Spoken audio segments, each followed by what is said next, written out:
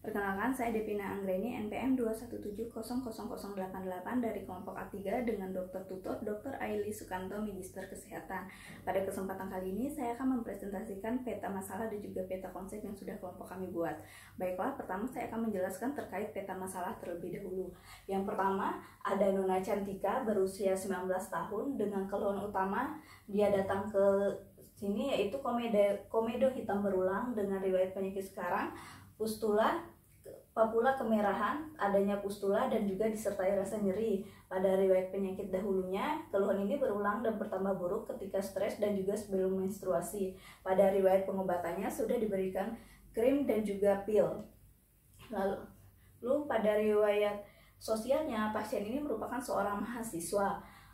Pada pemeriksaan fisiknya, tanda-tanda vital dan juga status umumnya dalam batas normal, serta status dermatologinya distribusi regional, lokasinya di wajah, dan karakteristik dari lesi ini multiple diskrit dengan ukuran 2 mm, ada yang meninggi serta kering. Tipe lesinya komedo, papula eritematosa, scar atropi, dan juga adanya pustula dan nodul. Pada diferent diagnosisnya yaitu ada 3. Yang pertama acne vulgaris, yang kedua erupsi acneiformis, dan yang ketiga adalah rosalia. Pada pemeriksaan laboratorium dilakukan pewarnaan gram dari pustula, tidak ada kokus maupun basili. Pada diagnosisnya yaitu acne vulgaris. Pada tata laksananya dilakukan dengan tiga tata laksana. Yang pertama adalah yang farmakologis yaitu isotretinoin krim 0,2% dan juga obat topikal yaitu krim tretinoin 0,025% yang dioleskan pada wajah di malam hari, dan juga benzoyl peroxide gel 5% untuk papula dan juga pustula, ini dioleskan siang dan juga malam. Untuk obat sistemiknya yaitu doxycycline 2 kali 100 mg. Pada yang non-farmakologi, yang pertama dapat membersihkan wajah secara rutin, menghindari stres, dan dapat menggunakan kosmetik secukupnya, serta melakukan pengobatan secara teratur. Jika bisa, dapat menghindari faktor pencetus dari jerawat ini. Lalu yang ketiga, dilakukan edukasi dengan cara memberitahukan pasien untuk dapat menjaga pola makannya, kebersihan tangan, serta untuk rajin mencuci wajah. Pada prognosanya yaitu didapatkan Dubois et Bonham. Lalu selanjutnya saya akan mempresentasikan terkait peta konsep kami. Yang pertama ada adeksa kulit. Adeksa kulit sendiri merupakan struktur yang berasal dari epidermis tetapi berubah bentuk dan juga fungsinya. Pada adeksa kulit ini pertama terdiri dari unit pilosebacea. Pada unit pilosebacea ini ada 4 bagian yaitu folikel rambut, kelenjar sebacea, ductus sebacea, serta keratinosis folikel. Pada yang selanjutnya yaitu kelenjar sebacea. Kelenjar sebacea ini memiliki fungsi kelenjar yaitu untuk mengekspresikan sebum, yaitu meningkatkan produksi sebum yang dipengaruhi oleh peningkatan dari hormon androgen. Pada hormon androgen ini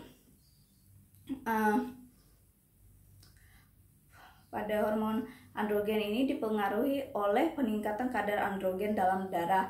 Adeksa kulit ini yang kedua yaitu kelenjar keringat.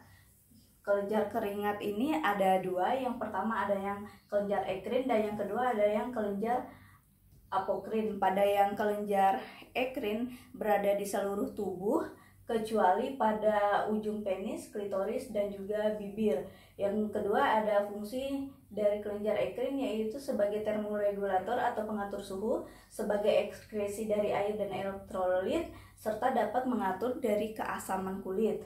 Yang ketiga yaitu keringat lebih ringan dan tidak berbau, yaitu yang kedua itu untuk kelenjar ekrin. Lalu yang kedua adalah kelenjar apokrin. Kelenjar apokrin ini pada kulit yang berfolikel, misal seperti kulit kepala, ketiak, dan juga pangkal paha, serta sekretnya lebih berat dan juga padat, serta aroma menyengat dan mengandung feromon.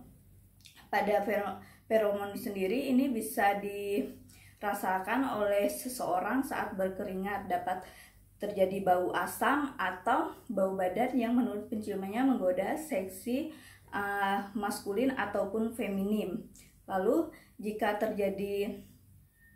yang terakhir, pada unit Pilosebacea ini terdapat kuku. Kuku ini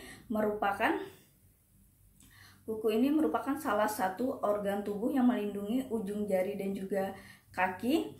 Kuku ini terbuat dari protein yang disebut dengan keratin. Lalu jika unit Pilosebacea ini terjadi kelainan,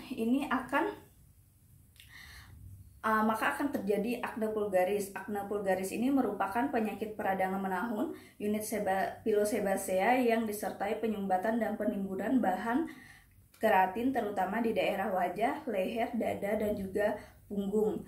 Pada patogenesisnya akne vulgaris, yang pertama adalah peningkatan produksi sebum yang disebabkan oleh peningkatan kadar androgen dalam darah mengakibatkan hiperplasia dan hipertrofi kelenjar sebasea, sehingga produksi dari sebum ini akan lebih banyak. Sebum ini juga mengandung trigliserid, kolesterol, dan juga dapat memproduksi asam lemak bebas. Pada asam lemak bebas ini akan merangsang kolonisasi dari bakteri sehingga dapat terjadi inflamasi. Lalu selanjutnya patogenesis yang kedua yaitu hiperproliferasi folikel sebasea, yaitu peningkatan kohesi keratinosit karena hiperkeratotik pada epitel folikel rambut dan infundibulum. Faktor pencetusnya adalah stimulasi androgen, penurunan asam limfotik, penurunan asam linoleik, dan juga peningkatan 2,1-A. Pada patogenesis yang ketiga yaitu adanya kolonisasi dari P. acne. Yaitu peranan P. acne sendiri merupakan bakteri gram positif anaerob atau mikroanaerob yang terletak pada folikel sebasea. P. acne ini akan mengeluarkan enzim lipase yang mengubah trigliserid menjadi asam lemak bebas sehingga merangsang kolonisasi bakteri dan multifaktorial yang mendasari sehingga diharapkan adanya inflamasi. Lalu faktor pertama dan juga faktor kedua ini dapat menyebabkan terjadinya sumbatan osteum folikel sehingga terjadi kantong dan terjadi dilatasi yang dapat membentuk mikrokomedo. Pada mikrokomedo sendiri berisi kantong keratin, sebum, dan juga bakteri yang menyebabkan dinding pecah dan terjadinya inflamasi. Lalu setelah mikrokomedo ini maka akan timbul komedo. Komedo ini merupakan lesi primer dari jerawat yang disebabkan oleh tersumbatnya folikel rambut oleh akumulasi dari debris sel kulit yang bercampur dengan minyak. Lalu ada lesi non inflamasi yaitu komedo yang terbuka atau blackhead dan juga komedo yang tertutup atau whitehead pada komedo. Pada ketiga patogenesis ini dapat menyebabkan proses inflamasi yang dapat menyebabkan terjadinya lesi inflamasi berupa papul, nodul, pustul, dan juga kista. Lalu akne vulgaris ini terdapat 3 grade. Yang pertama adalah akne ringan. Akne ringan ini merupakan komedo yang lebih dari 20, lesi inflamasinya kurang dari 15 atau total lesinya yaitu kurang dari 30. Lalu ada akne sedang. Akne sedang di sini komedo 20 dengan kondisi inflamasi dengan lesi inflamasi yaitu 15 sampai 50 atau total lesi 30 sampai dengan 125. Lalu yang ketiga ada akne berat. Akne berat di sini ada komedo kista lebih dari 5 atau komedo lebih dari 100 atau lesi inflamasi lebih dari 50 atau total lesi lebih dari 125.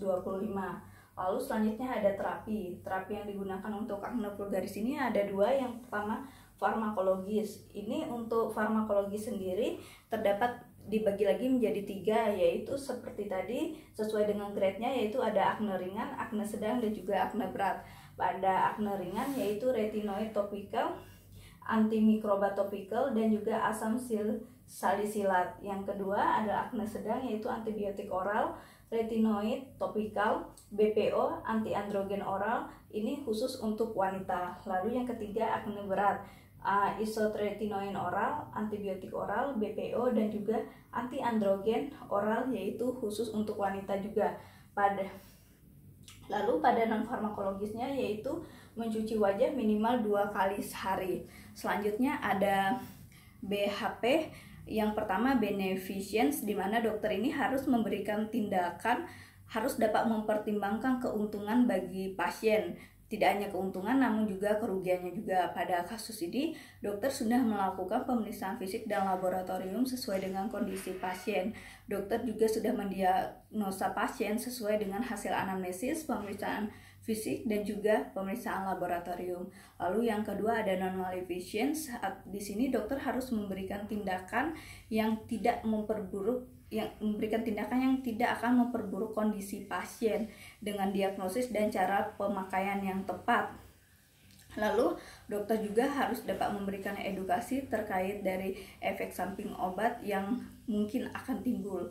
Lalu selanjutnya ada justice atau keadilan. Di sini bahwa dalam memberikan pelayanan kepada pasien, dokter ini sebaiknya memberi pelayanan sesuai dengan kondisi pasien dan juga kebutuhan pasien. Dokter juga tidak boleh memberikan pelayanan dengan membeda-bedakan tingkat ekonomi, budaya, maupun penampilan fisik dari pasien ini. Lalu yang ketiga ada autonomi, yaitu dokter dapat memberikan pelayanan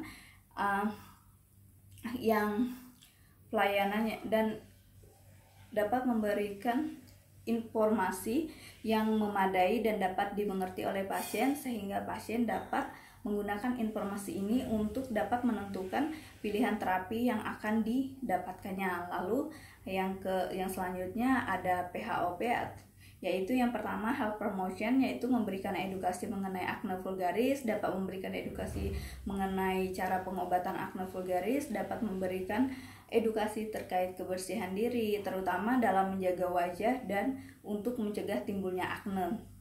Selanjutnya specific protection. Pada specific protection ini berhenti menyentuh wajah pada saat tangan belum dicuci, mengganti produk yang menyebabkan timbulnya akne vulgaris, mencuci wajah terutama habis beraktivitas pada wajah yang berminyak, rajin mengganti handuk dan juga sarung bantal serta guling, serta dapat menjaga kebersihan rambut yang terutama pada rambut yang berminyak, agar minyak dari rambut ini tidak mengenai bagian wajah. Lalu yang selanjutnya ada early diagnosis, yaitu melakukan pemeriksaan lebih lanjut ke dokter, serta disability imitation, yaitu apabila gejala ini semakin parah meskipun telah mendapatkan terapi, sebaiknya dikonsulkan ke dokter kembali. Jika muncul jerawat, jangan sampai memencet jerawat sendiri. Hal ini bertujuan untuk mencegah terjadinya skar atau bekas luka, serta yang terakhir adalah melakukan rehabilitation untuk menjaga stres, merawat kebersihan wajah, dan juga menjaga kebersihan barang-barang yang kontak dengan wajah dan tidak menyentuh wajah menggunakan tangan yang belum dicuci. Baik, sekian presentasi dari saya terkait peta masalah juga peta konsep. Terima kasih.